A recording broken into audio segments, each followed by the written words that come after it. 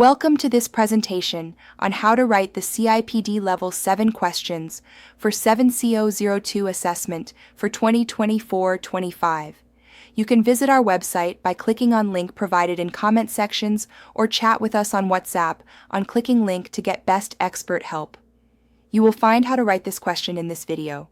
Kindly subscribe us to and message us on. To evaluate the challenge of people person, not a numbers person, we begin by examining PESEL factors, especially technology and economy.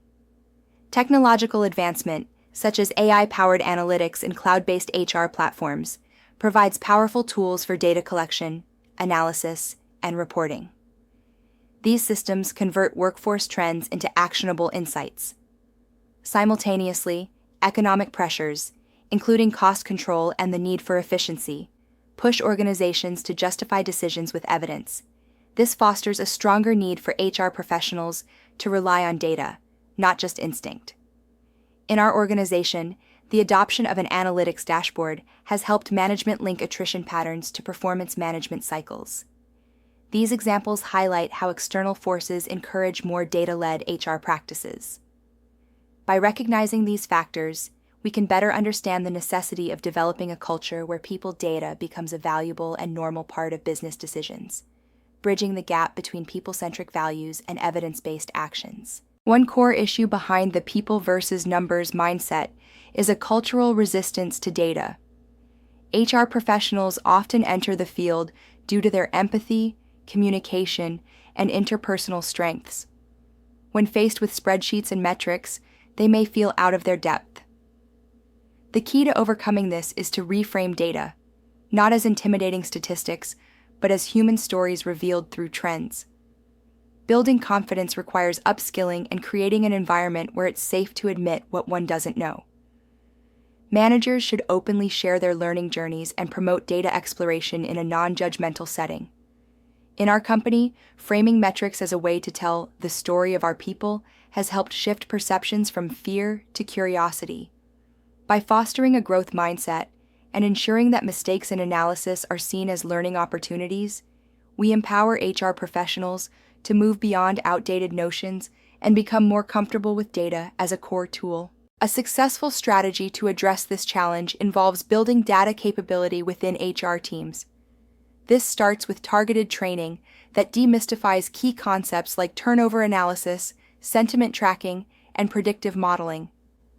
Training should be hands-on and relevant to everyday challenges. Sharing case studies, such as how data reduced attrition or improved DEI outcomes, can make analytics tangible. Another effective method is mentorship.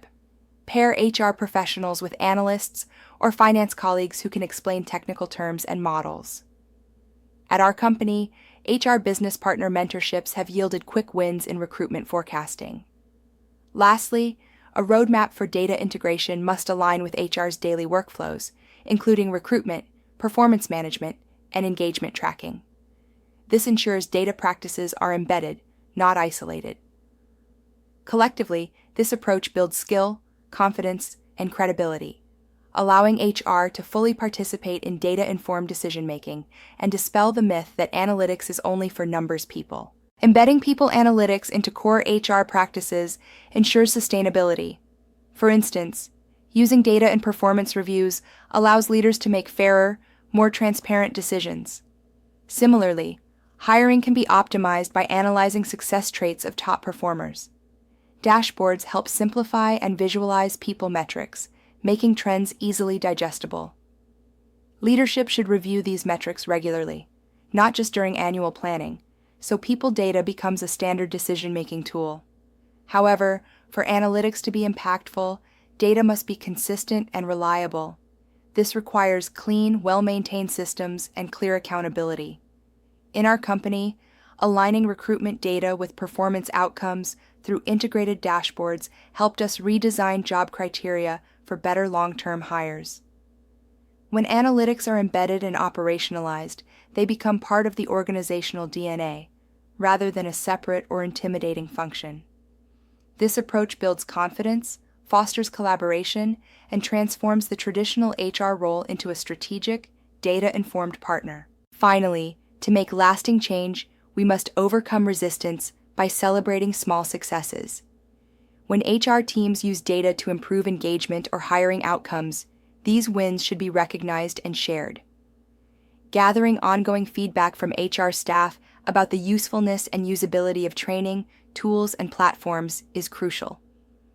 Over time, improvements in data confidence and usage should be tracked, ideally through KPIs like data-driven decisions made or analytics integrated into reports.